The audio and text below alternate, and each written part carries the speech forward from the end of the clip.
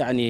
تەنانەت دەگەر زۆر جاری ژەگەر ئێوارەی جەژن کارەبایەکی فول بدەن بەو خەڵکە ئەو خەڵکە دڵی پێی خۆشە تەنانەت لە شەو ڕۆژی جەژنا کارەباکەژە بڕن حتا کارەباکەنی کارەباکە بڕن ئێستا ئێتە سەر مەسەرەی هەژماری من یعنی مەسلەیەکی مەسیریە یعنی تۆ هەموو حسابێکی خۆت و ینی داهاتێکی خۆت ئەخەیتە دەست ئەو حکوومەتە کە موچەکەی خۆت و ناداتێ کە دەستی گرتو بەسەر موچەکەتا ینی وڵاتانی تر ئەبینی ئەچێ یعنی هیچ داهاتێکی نییە نە گومرکی هەیە نە نەوتیژە هەیە نە وەکو ئەڵێ ژێرخان و سەرخانی هەیە ئەگەر وەزعێک بێ بەسەریە حاڵەکاتێکی شەڕ بێ بەسەریە ئەچێت لە وڵاتان قەرزەکە یعنی مەسلحەتی خۆی ئەخاتە ئەولاوە بۆ مەسلحەتی میلەتەکەی یا تەنەزول بۆ وڵاتان ئەکات لەبەر خاتری میلەتەکەی بەڵام سەیرەکەی لێرە حکوومەتێک کە بە حسابی ئەمان دژمنمانە و عەرەبە و غەیری ئێمە و پارەکەی ناردووە یەکەمێکی کورد هێناوە ئەتوانی بخیتە سەر و دوایە لەگەڵ ئەوە حساب بکە و شەڕ لەگەڵ ئەوە بکە و ئالێرا میلەتەکەی خۆ برسی مەکە یعنی ئەمە جێگەی پرسیارە لەبەر ئەوە هەژماری من بەڕاستی وەکو من ئەڵێم وەکو خودی خۆم یعنی من جێگەی گومانە بۆ من هیچ وەختێک ئامادە نیم مەگەر ئەتر وەکو بڵێ شتەکە بە زۆرم لێ بێ و ئیلا ئیجباری بێ و ئیجباریشتە خۆ دەسەڵاتمان نییە. وڵی من لەبەرەوەی پێشتر قەنەعەتم بە کورد هەبوو قەنەعەتم بە هیچ کوردێ نەماوە لە ناچاریە هەژماری من ناوێ بۆ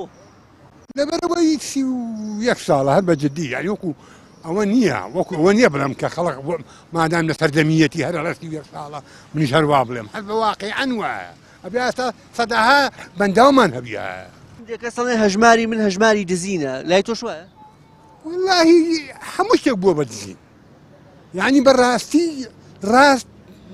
نییە یعنی هەموو شتێک هەژماری من هیچ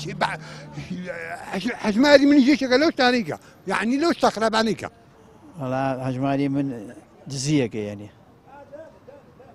ئەی دزیەکەن ئەی چیە ئەی دزی نییە چییە؟ واتە هەژماری تۆ لای تۆ دزیە؟ ئارە وڵا دزیە ڕەتێکی تۆ گواوڵاتیە؟ ئارە وڵا ئایش ئەی حکومەت لە خوارەوەی هێنێ لێرە حکومەتی عێراقیژی سێن و خۆشی ئیسیێنێ ئەمە دزی نییە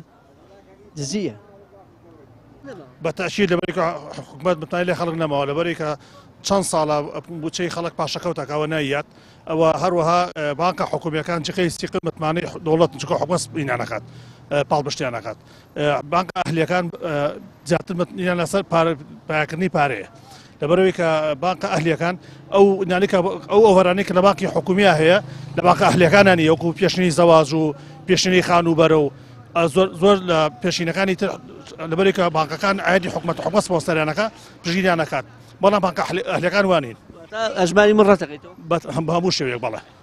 وڵای من وەکو خۆم قبوڵم نییە ئەمجا خەڵکیش بەڕاستی زۆر سقییان پێیان نەماوە سقییان نەماوە منیان درۆ لەگە خەڵکا کردووە خەڵق قەنەعەتیان پێیان نەماوە و